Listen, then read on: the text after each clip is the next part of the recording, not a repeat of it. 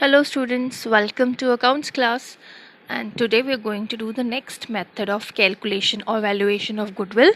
Again, this method is based upon profits. As I told you that all the methods of calculation or valuation of goodwill are based upon profits. So this is a different type of profit. Earlier we used to find पहले method में क्या था, average profit was taken as base to calculate goodwill, and in this method super profit, this is called super profit method of calculation of goodwill or valuation of goodwill. Here super profit has been taken as base for valuation of goodwill. Now what is super profit? Super, which is more than which is something different from the normal, है ना. Similarly यहाँ पे भी super profit का मतलब यही है, and super profit का मतलब है कि जो प्रॉफिट फर्म अर्न करती है over and above the normal profits. Now what is normal profits? Normal because her firm एक इंडस्ट्री का पार्ट होती है, इंडस्ट्रीज ग्रुप ऑफ फर्म्स ना. तो उसके अलावा और बहुत सारी फर्म्स हैं उस इंडस्ट्री में. तो जो इंडस्ट्री की बाकी फर्म्स ऑन एवरेज कमा रही हैं, अर्न कर रही हैं अपनी कैपिटल एम्प्लॉयड के ऊपर, जितना पैसा लगा के वो रिटर्न कमा रही हैं, नॉर्मल रिटर्न वो हुआ जो हर एक फर्म इंडस्ट्री के अंदर जो है वो नॉर्मल ऑन एवरेज कमा रही है, that is on their capital employed, that is normal profit.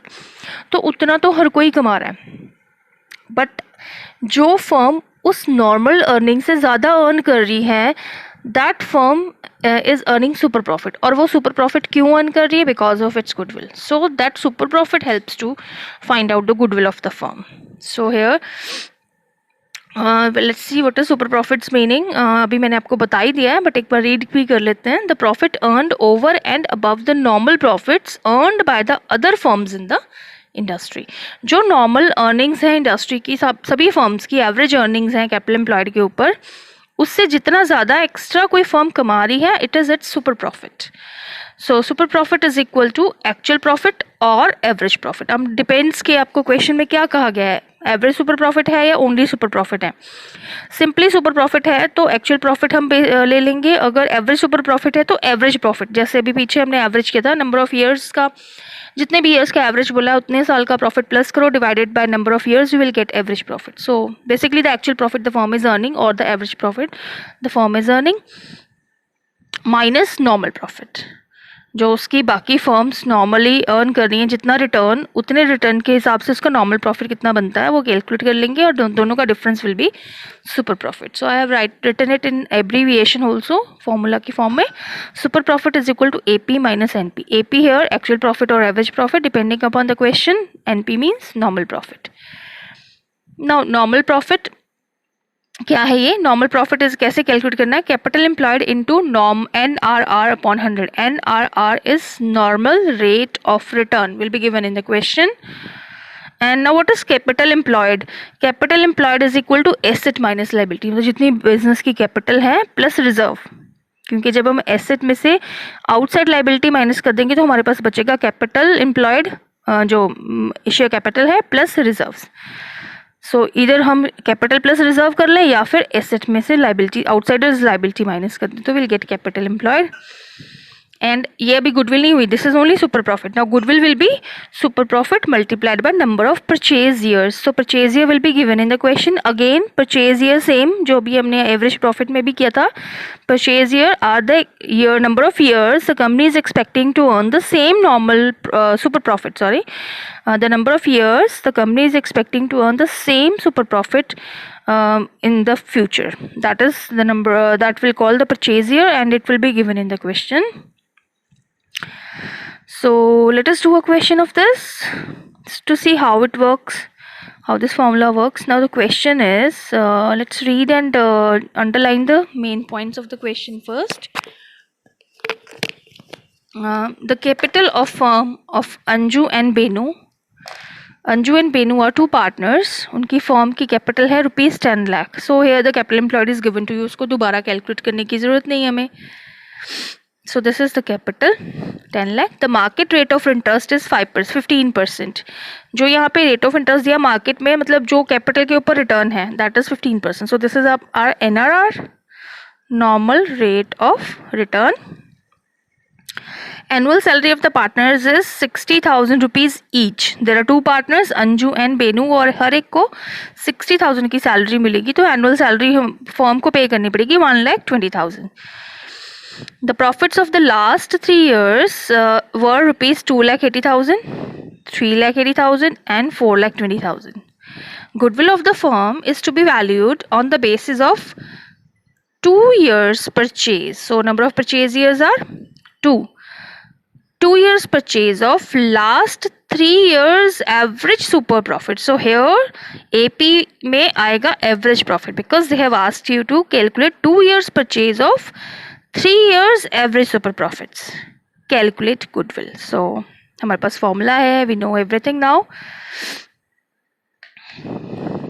तो let us write the given. यहाँ पे एक साइड पे पहले गिवन लिख लेते हैं. जब भी आपने सोल्यूशन स्टार्ट करना है so started with given so that आपको बार बार स्टेटमेंट में से पढ़ना ना पड़े, या आप you have the ready things with you. Capital employed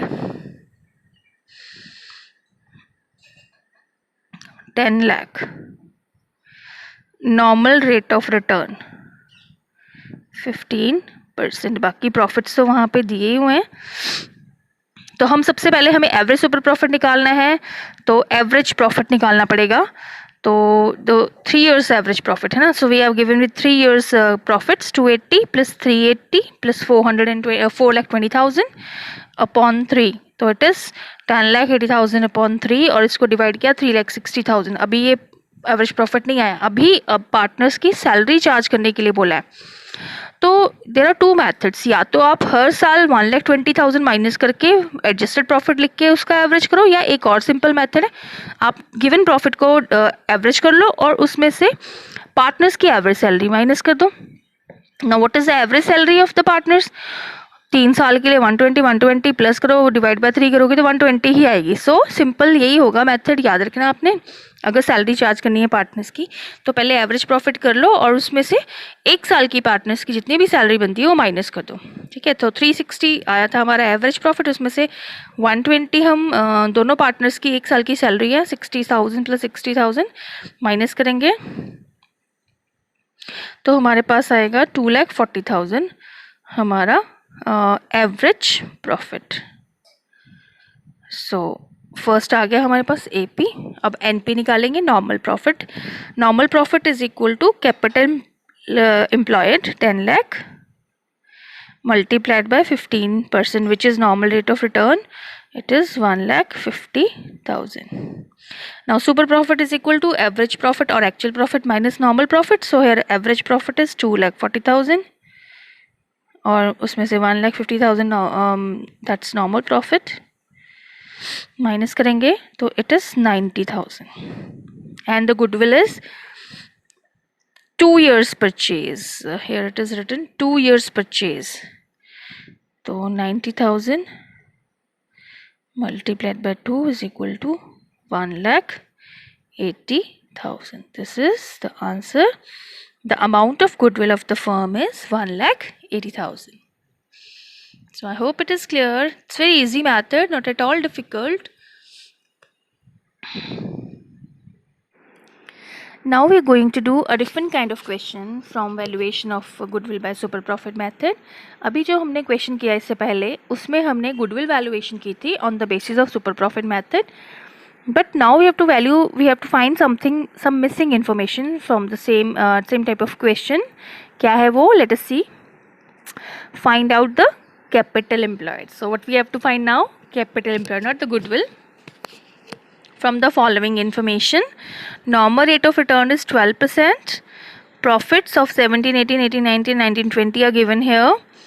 Goodwill valued at 3 years purchase of super profits is rupees 1,50,000. So goodwill is already given. वो नहीं हमने कैलकुलेट करनी, हमने कैलकुलेट करना है capital employed. So let us start with this. Very simple, कुछ भी नहीं, आपने गिवन से स्टार्ट करना है. Going from known to unknown वाला मेथड यूज़ करना है हमने. तो हम पहले गिवन से स्टार्ट कर लेते हैं. गिवन क्या है? गुडविल. सो गुडविल हमें गिवन है 1,50,000 और क्या क्या गिवन है? Number of purchase years 3. Normal rate of return is 12%. Capital employed we have to find. So let us put a question mark here. Now let's start with it. हम goodwill के formula से शुरू करते हैं because goodwill is valued by super profit और super profit method से goodwill is equal to super profit multiplied by purchase years. Here purchase years कितने हैं? और गुडविल इज 1,50,000 और सुपर प्रॉफिट हमें पता नहीं, स्क्वायर राइट्स एसपी और purchase years we are given 3. So here we can find super profit is equal to 3. यहाँ multiply हो रहा है, उधर जाके डिवाइड हो जाएगा. डिवाइड करेगा 1,50,000 को upon 3, 50,000. So now we have calculated one thing, super profit is equal to 50,000. So first part आ गया हमारे पास. हमें कैपिटल एम्प्लॉयड निकालनी है. सो अब हम निकालेंगे पहले एक्चुअल प्रॉफिट. एक्चुअली बिकॉज यहाँ पे 3 साल का प्रॉफिट दिया तो इट इज एवरेज प्रॉफिट है ना, क्योंकि सुपर प्रॉफिट का फॉर्मूले में आता है average profit minus normal profit और वहां से हम कैलकुलेट कर सकते हैं व्हाट इज नॉर्मल प्रॉफिट. ठीक है. So average profit is equal to 80,000 plus 1,30,000 plus 1,56,000 upon 3, and it comes to 3,66,000 upon 3, 1,22,000. So now we'll use the super profit formula. Super profit is equal to actual या average profit minus normal profit. Super profit हमारे पास है 50,000, average profit भी है 1,22,000 minus normal profit. Normal profit को इस side लेंगे, इसको उस साइड ले जाएंगे, दोनों का साइन चेंज हो जाएगा. नॉर्मल प्रॉफिट प्लस का हो जाएगा, माइनस का वहाँ है. 1,22,000 अपनी प्लेस पे ही है, नो चेंज. 50,000 माइनस का हो जाएगा दूसरी साइड जाके.